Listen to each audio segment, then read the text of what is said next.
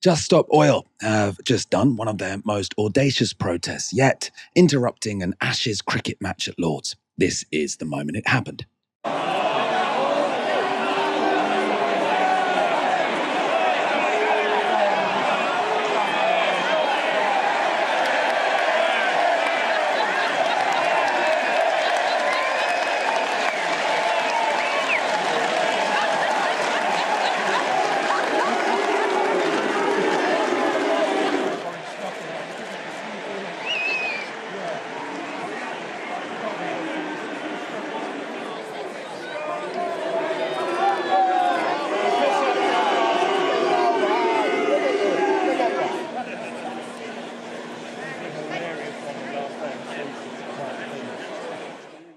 England wicketkeeper Johnny Bairstow was who you saw carrying off a protester. Mike, what do you think of this particular action?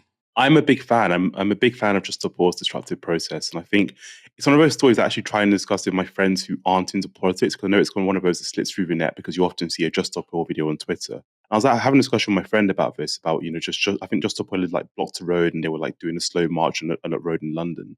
And he was aghast at that Just Stop Oil running rampant in the streets of London and just doing all this disruptive action. I mean, he cares about climate breakdown, but he's don't inconvenience normal people. But I actually think that a lot of the movements that have gone before Just Stop Oil, I'm thinking of the civil rights movements, I'm thinking of the women's suffragette movement. We all celebrate the gains these movements have made and the advances that have been made as a result of these movements. They were disruptive. And I think protest is inherently disruptive. And I think, we have to be prepared to be inconvenienced as members of the public. So whether it's our cricket, whether it's the football, whether it's in the streets, these protests and these protesters who are fighting for our future should be allowed to protest. Now, I think the right to protest is definitely under threat under this Conservative government.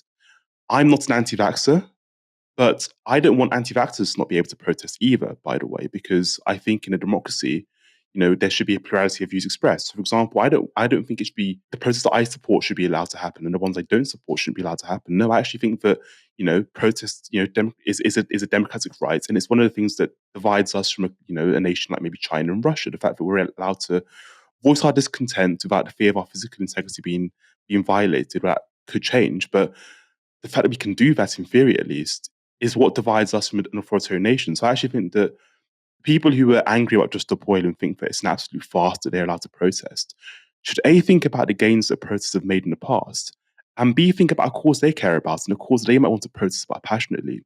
If you're an anti-vaxxer who hates Just Stop Oil, what if we stopped you from protesting? What if we said your disruptive protest wasn't allowed? Because I actually think all disruptive protests should be allowed, and we should actually defend right for all to protest. So that's where I land on the issue. I think it's one of those issues I debate in pubs all the time with friends, and it's usually very colourful debates.